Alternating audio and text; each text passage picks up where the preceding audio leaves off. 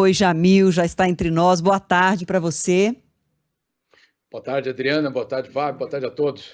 Como o Fábio disse, a gente segue nesse assunto porque o Credit Suisse é uma marca, né? Quase um sinônimo da Suíça, uma marca de estabilidade, de confiança, mas que está nessa crise profunda porque muitos dos bastidores do que acontecia dentro dessa instituição chegou a ser revelado agora, já há alguns anos, e eram crises muito profundas, né, Jamil? Inclusive suspeitas. É o primeiro banco que é alvo de uma ação criminal na Suíça, justamente por acusações de lavagem de dinheiro, de corrupção, de tráfico de drogas, e a suspeita também de má gestão em função de prejuízos muito altos, né? Exato, Adriana. Se a gente quiser, a gente vai passar a tarde toda aqui listando e contando cada uma dessas histórias, porque elas são absolutamente. Cada uma delas daria um filme do James Bond, tá? Não é por acaso que o James Bond acontece na Suíça. Vocês podem ver que sempre ele passa pela Suíça com aquela malinha de dinheiro, enfim, mas essa é outra história, a gente deixa para outro dia. A realidade é que nos últimos 2 anos, 2021 e 2022, o Credit Suisse já teve enormes prejuízos. Em 2021, 1 bilhão e 500 milhões de dólares de prejuízo. Aí, em 2022, piorou a situação, 7 bilhões de dólares em perdas, isso em 2022. E agora, essa situação.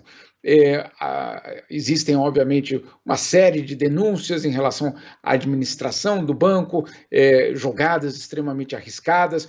O banco, para você ter uma ideia, Adriana, ignorou 100 alertas da autoridade financeira suíça, 100 alertas, não estou falando de 1 ou 2 alertas, mas foram mais de 100 alertas emitidos por uma espécie de agência reguladora dos bancos aqui do país sobre os riscos que ele corria, aparentemente não foram ouvidos, e aí tem toda vamos dizer assim, o capítulo dos escândalos de corrupção, lavagem de dinheiro, etc.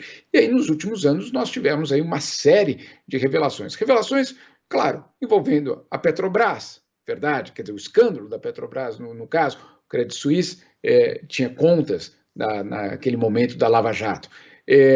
A crise na Venezuela, também o Credit Suisse com uma participação abrindo contas para alguns dos principais suspeitos no governo de Hugo Chávez e Nicolás Maduro. Depois, a FIFA, o escândalo da FIFA, de novo o Credit Suisse aparecendo nessa história.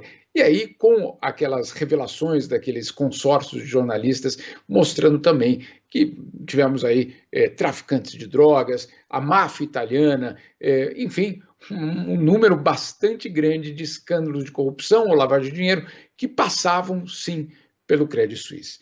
Agora, o banco diz, bom, isso aí eram contas do passado, um passado que nós não gostaríamos de lembrar mais e que a partir de agora é completamente diferente. Para você abrir uma conta aqui com a gente é muito difícil, etc. Você tem que provar, etc. Muito bem. Agora, a verdade é que todos esses escândalos acabam se encontrando numa situação de crise como essa. O governo da Suíça foi extremamente rápido, o Banco Central foi lá, deixou muito claro que a linha de crédito está disponível, mais de 50 bilhões de dólares, porque, claro, Adriana, esse não é um banco qualquer. Esse é um banco que é qualificado aqui na Suíça, na verdade na Europa toda, como um banco grande demais para quebrar. É aquele que se quebra... Leva muita gente junto. Leva muita gente, mas muitos muita bancos, gente... inclusive, né? Assim, porque ele, de fato, inclui muitos bancos pequenos no Credit Suisse. O Credit Suisse é dono de várias marcas de bancos que aqui chamam de boutique, ou seja, aquele banco pequeno que cuida de alguns milionários apenas, tem vários investimentos, bancos de investimentos, enfim, obviamente um império. Um banco como esse quebrar, leva com ele a economia, uma parcela pelo menos grande da economia. Eu adoraria ser grande demais para quebrar também, viu, Adriano? Vamos continuar trabalhando, Jamil. Não é exatamente essa a nossa situação. Não é o caso. Não. Mas é aquela história, né? Por mais liberal que a gente possa ouvir do setor financeiro, da importância do Estado pequeno, etc., eficiente, não resta nenhuma dúvida, o Estado precisa ser eficiente, etc. Mas quando chega no momento desse, mesmo um banco da dimensão do Credit Suisse vai lá bater a porta de quem? Das autoridades públicas pedindo um resgate. resgate pequeno, 50 bilhões de dólares. E como é que repercute aí, Jamil, com a população, a opinião pública, em relação a esse socorro que o governo, as autoridades têm que oferecer ao Credi? Tem um entendimento de que se deixar quebrar, se deixar a situação se agravar, afeta inclusive a economia do país, enfim, da Europa de uma forma geral, ou tem uma cobrança de que não poderia um banco dessa dimensão, que lucrou tanto historicamente, um banco tão grande, não podia ter chegado nessa situação?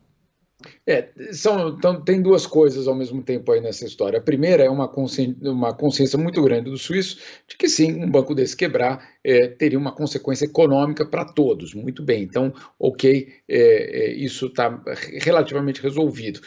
É muito mais fácil falar num resgate desse tamanho quando o país vive uma situação de desemprego de 3%, né, Adriana? Uma renda per capita, se eu não me engano, 5 ou 6 vezes a média dos outros países europeus, tá? Dos outros países europeus. Acho que em comparação ao Brasil são mais de 10 vezes. Enfim, é muito mais fácil você conversar com uma população que tem os seus direitos assegurados. Não é tão fácil quando a situação envolve, por exemplo, Portugal, Grécia, Espanha. Obviamente, resgatar um banco, como aconteceu em 2008, 2009, 2010, nesses países tem um impacto muito maior. Agora, os suíços não é por isso que rasgam dinheiro, né? Muito pelo contrário.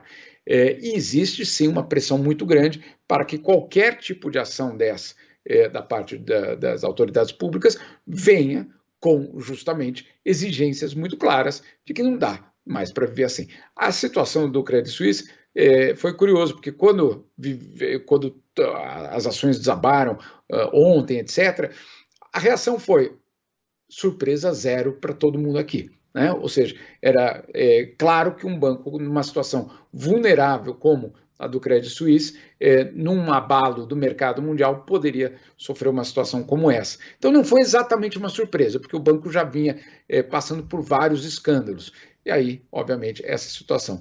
Tem até uma história muito impressionante, que essa sim, o dia que eu for diretor de Hollywood, eu vou fazer um filme sobre isso, que é uma briga interna, isso já faz alguns anos, se eu não me engano, 4 anos, entre os executivos do banco, e eles contrataram espiões para se monitorar. Tá? Então, assim, não deve ser um ambiente muito agradável de trabalhar, né, Adriana? Você imagina você ficar sabendo que o Fábio contratou o espião para... Ele jamais faria isso. Eu sei disso, eu sei. Por isso que eu digo, por isso que aqui entre nós é muito mais, muito melhor do que... Sob certos aspectos é bom não ser tão grande a ponto de não poder quebrar, tá vendo? Você tem um tipo de lealdade que nem sempre se tem nas esferas mais altas. Obrigada demais, viu, Jamil? É o famoso tamo junto, né? Entre nós tamo junto. Valeu, Jamil. Obrigada, Jamil. Bom dia para vocês todos. Beijo. Valeu.